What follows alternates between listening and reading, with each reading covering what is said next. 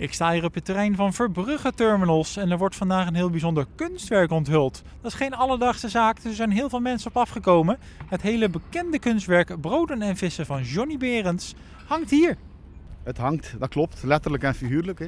Ja, maar dat is eigenlijk het nieuwe. Er is een koordje bij geschilderd. Een touwtje en een spijkertje en een lijst er rond. En dat was ook nodig omdat het werk in verhouding natuurlijk veel te klein was voor deze silo. Of anders gezegd, de silo was veel te groot voor dit werk, want klein is het werk niet. Klein is het zeker niet. De grootte van ruim 400 vierkante meter maakt het dan ook lastig om een geschikte locatie te vinden. Gelukkig hebben we een groot gebouw gevonden waar het kunstwerk op past. We hebben natuurlijk jaren geleden al gekeken, is er zo'n soort gebouw in onze gemeente, in de gemeente Sluis.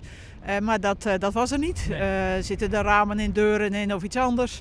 En hier wel. Dus toen heb ik contact gezocht met Martin Verbrugge. Ja. Van zou ze om tafel kunnen zitten om te kijken of jij bereid bent om het kunstwerk op jouw gebouw te plaatsen. Het was zo'n mooi verzoek, zo'n mooi kunstwerk.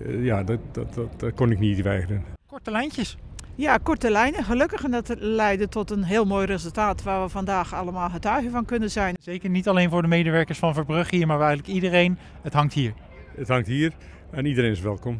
Het mooie van dat het weer ophangt is dat het niet in de schroot verdwenen is. Dat was het alternatief geweest. Ja. Dus het is behouden gebleven voor Zeeuws-Vlaanderen. En dat was mijn inzet van het gebouw mag niet verloren gaan. En het zou toch heel mooi zijn dat het een plekje krijgt in Zeeuws-Vlaanderen. En dat is gelukt. Het is behouden, het kunstwerk is gewoon behouden, niet enkel voor Zeeuws-Vlaanderen, maar voor heel de wereld. Hè. Ja. Maar het kunstwerk blijft wel van de gemeente Sluis. Ja. Dus we hebben een kunstwerk in de buurgemeente. Nou, dat is nou toch een mooi voorbeeld van grensoverstijgend samenwerken. Ja, het is nog een flink stuk om in bruikleen te geven natuurlijk. Ja, het is een flinke, ja, daarom. Dus het past zeker niet overal.